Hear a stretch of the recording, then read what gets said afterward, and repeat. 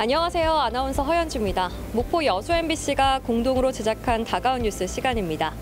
이번 주는 고흥에 차범근 축구교실이 열렸다는 소식과 세월호 10주기를 앞두고 다양한 영화들이 준비되고 있다는 소식 준비했습니다. 함께 보시죠.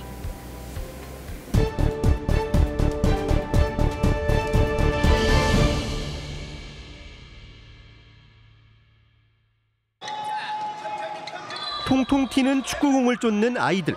차붐이 새겨진 파란색 유니폼을 입고 친구들과 공을 따라 이리저리 내달립니다. 코치들은 눈높이에 맞춰 축구와 친해지는 법을 알려줍니다. 그때 기분이 엄청 좋았고요. 90명 중에서 하는데 너무 좋았고 앞으로 많은 걸 더 배우고 싶어요. 차범근 축구교실이 전국 기초단체 중 처음으로 고흥에서 수업을 시작했습니다. 초등학교 1학년에서 3학년생 모두 85명, 여학생팀까지 4개 팀이 16주 동안 기본기부터 실전 연기까지 차근차근 배울 준비를 마쳤습니다. 현재 고흥에 거주하고 있는 차범근 전 감독도 첫 수업을 맞아 현장 지도에 나섰습니다. 고흥에 내려온 지가 한 3년 됐는데 살다 보니까 이웃 주민들이 너무 잘해주시고 뭐를 할 수 있을까 생각하다가 여기에 축구교실을 하면은 좋겠다라고 생각이 돼서 유소년 축구교람을 꿈꾸는 고흥군은 축구교실을 직접 운영하면서 필요한 지원을 아끼지 않을 계획입니다. 이 지역에 제대로 된 축구 프로그램을 좀 이제 배울 수 있다. 우리 유소년들이 그런 차원에서 굉장히 뜻깊게 생각하고.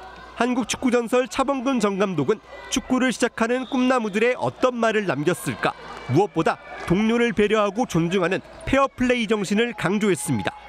특별히 축구는 페어플레이 정신을 강조하기 때문에 삶 속에서도 그런 페어플레이 정신을 발휘할 수 있게 되기를 바라는 마음으로. MBC 뉴스 유민호입니다. 머리를 감싸쥐며 괴로워하는 남성과 분노한 남성을 말리는 사람들. 세월호 참사로 기억을 잃은 유가족을 주인공으로 한 영화 목화솜 피는 날의 촬영 현장입니다. 내년 세월호 참사 10주기에 관객들을 만나기 위해 진도와 목포 등지에서 분주하게 촬영하고 있습니다. 영화로서는 최초로 세월호 선체 내부에서도 촬영을 마쳤습니다. 그동안 잊고 있었던 세월호에 대한 이야기들을 다시 한번 상기시켜보는 기회가 되고 있어서 굉장히 의미 있는 작업이라고 생각합니다. 배우들 주변에 노란 조끼를 입은 이들은 실제 세월호 참사 희생자 가족들입니다. 희생자 가족들로 이뤄진 극단 노란 리본의 배우들로 실제 영화에도 카메오로 출연하게 된 겁니다. 10년 동안 투쟁해온 자신들의 모습을 눈앞에서 다시 보게 된 유가족들은 연신 눈물을 훔치기도 했습니다.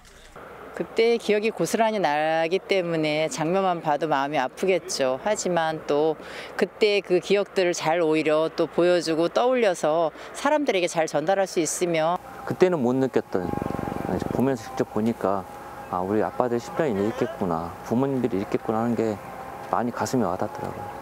이처럼 세월호 참사 10주기를 앞두고 촬영 중인 영화는 최소 5편.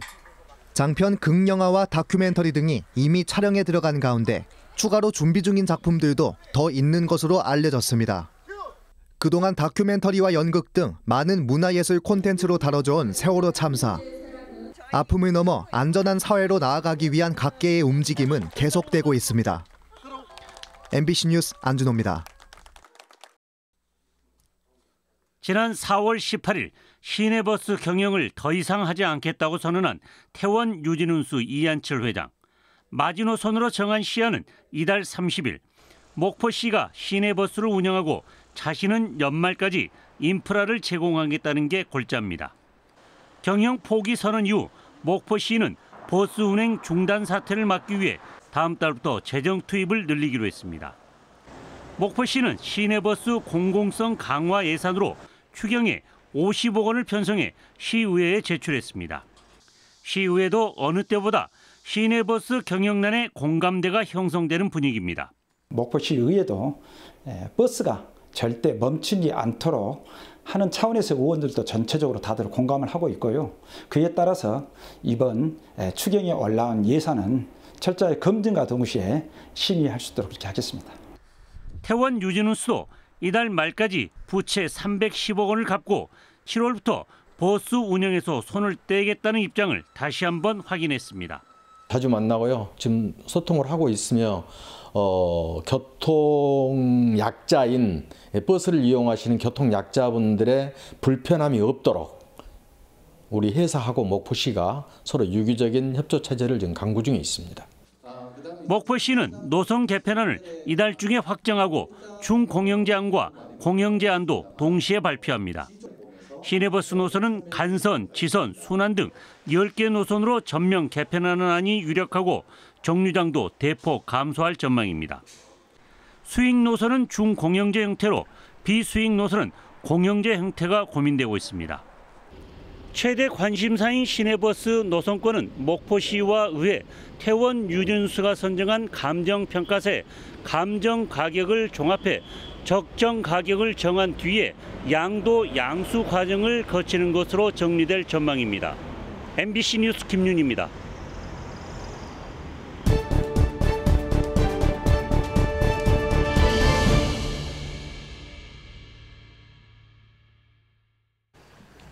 지난해 3월 여수시의회 219회 임시회 3차 본회의. 여수경도 해양관광단지 진입도로 개설 분담금 가운데 시 분담금 71억 7,800만 원이 진통 끝에 의회 문턱을 넘었습니다. 그리고 1년여가 지난 현재 여수경도 16개를 포함한 진입도로 건설 사업은 사업비를 확보하고도 아직 착공조차 못하고 있습니다. 경자청이 최근 이 도로의 건설에 적용될 관련 법은 경자법이 아닌 도로법이라는 새로운 의견을 제시한 겁니다. 그동안 경자법을 적용해 관련 사업을 추진해왔던 것과 사뭇 다른 입장 전환에 대해 중앙토지수용위원회의 의견을 반영한 것이라고 밝혔습니다. 경자법을 하게 되는 행정행위가 개발비에 변경을 하게 되면 여러 가지 협의 기관에 의해서 협의를 받아야 되는데 그게 또 원활치가 않아요. 보니까. 근데 당초대로 도시계획 시설 결정을 빨리 좀 추진해서 공사 추진하는 데 문제점이 없도록 하자는 차원에서. 하지만 이렇게 되면 여수경도 진입도로 개설을 위해 도시계획 시설 결정, 실시계획 인가 등 행정 관련 절차 일체가 다시 추진돼야 합니다. 행정 절차를 진행하는 데 추가로 소요되는 기간만 최대 8개월여까지 더 소요될 수 있을 것으로 보고 있습니다. 여수시는 경자청의 의견에 난감해하면서도 최종 결정에 따라 협조하겠다는 입장입니다. 도로 시설 결정에 관해서 우리 시에 사전 협의 요청이 있었습니다. 그래서 우리 시에서는 이제 그 부분에 대해서 서류가 접수되면은 저희 최대한 빨리 행정 절차를 진행하려고 준비 중에 있습니다. 여수시의회는 일관성을 잃은 경자청의 행정에 아쉬움을 표시합니다. 경자청이 경자법으로 추진해왔던 다리 건설이기 때문에 그걸로 해서 일관성 있게 추진을 하고 다른 도시계획도로 이런 부분들은 경자청에서 직접 나서서 토지수용위원회를 설득하는 과정을 거치고 우리가 예상했던 착공 시기 5월 안에 이루어질 수 있는 게 가장 최선의 방법이라고 생각이 됩니다. 행정이 엇박자를 내고 있는 사이 차도선 영업권 보상 등 관련 보상 문제까지 여전히 얽힌 실타래를 풀어내지 못하고 있습니다. 아직 보상가액을 두고 첨예한 입장차가 여전합니다. 여수 경도 해양관광단지 조성사업의 핵심 교통 인프라 역할을 하게 될 진입도로 조성사업. 계획대로 오는 2026년까지 완공 개통이 가능할지 지역사회의 우려의 시선도 적지 않습니다. MBC 뉴스 김주입니다. 한평군 의회에 인접한 2층 단독주택입니다. 관선 시대인 지난 1991년 건립된 한평 군수 관사로 지난 2020년 보궐선거에서 당선된 이상희 군수의 공약으로 폐지됐습니다. 이후 평생교육관 등으로 명칭만 바꿔 사용됐던 관사는 최근 청소년 상담복지센터로 개조돼 다시 문을 열었습니다. 위기 청소년의 상담과 자살 예방 활동, 긴급 구조와 함께 학교 밖 청소년들의 교육이 집중적으로 이루어지고 있습니다. 한평읍 중심가와 가까워 청소년들의 이용이 늘면서 최근 검정고시에서 높은 합격률을 기록하는 등 성과를 거두고 있습니다. 그리고 이제 학교 밖 아이들 검정고시라든가 문화체험이라든가 진로라든가 이런 것들을 같이 하고 있어요. 권위주의의 산물로 여겨지는 지방자치단체장 관사는 현재는 모두 사라졌지만 4년 전까지만 해도 전국 9개 시군에 남았고 이 중 5곳이 전남에 있었습니다. 폐지된 옛 관사들은 접근성이 좋은 점을 활용해 대부분 여행 안내소 등으로 활용되고 있지만 청소년 시설로 사용되는 곳은 한평군이 처음입니다. 청소년 센터 운영비도 옛 관사 관리비 등을 전용해 사용하고 있습니다. 관사를 폐지하고 국민한테 혜택을 돌려드리겠다 이렇게 약속을 하셨고요. 그리고 또 인재양성 장학금도 증액을 하셔가지고 한평군의 청소년 안전망 서비스 지원 건수는 모두 7,200건. 권위주의의 상징이 사라진 공간이 미래 꿈나무들의 돌봄터로 거듭나고 있습니다. MBC 뉴스 신광하입니다. 현재 커피는 전국적으로 44개 농가, 전남 21개, 고흥에만 15개 농가가 재배하고 있습니다. 지난해 고흥 커피는 2톤가량 생산됐습니다. 전라남도는 지난 2017년 커피를 기후변화 대응 신소득 작목으로 선정해 생산성 향상과 재배 면적 확대, 커피 축제 개최 등 전남을 K커피의 메카로 만드는 구상을 그리고 있습니다. 목표는 커피 수입량의 0.1%를 국산화, 전남산으로 대체하고 2025년에 커피 축제를 열겠다는 겁니다.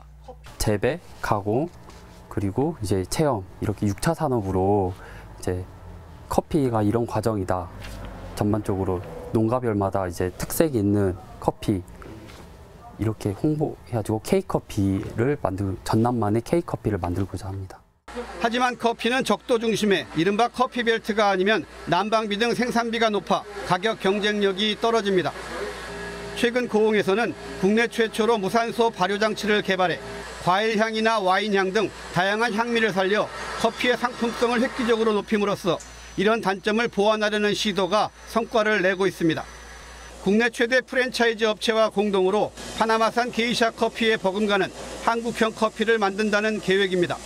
그런 발효 미생물의 종류에 따른 발효 레시피를 개발해가지고 우리 도내 또 고흥에 있는 농가들 이런 농가에 다 분양을 해가지고 각 농가가 다양한 커피를 같이 생산할 수 있도록 그렇게 지금 준비를 하고 있습니다. 또 전국에서 유일하게 커피의 재배에서 생산, 가공까지 체험할 수 있는 6차 산업의 가능성도 확인되고 있습니다. 외국에서 나가서 생산지에서 요 작업을 진행을 하게 되면 아무래도 비용도 많이 들고 체력적으로도 많이 힘들 수 있는데 국내에서 모든 걸 다 체험할 수 있어서 좋은 경험이 됐었던 것 같습니다. 불변의 커피벨트 개념을 무색하게 만든 기후변화 대응 전략으로 고흥 커피가 새롭게 주목받고 있습니다. MBC 뉴스 최우식입니다.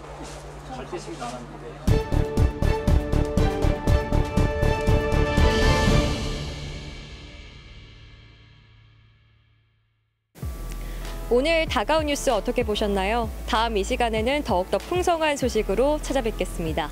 많은 관심 바랍니다. 고맙습니다.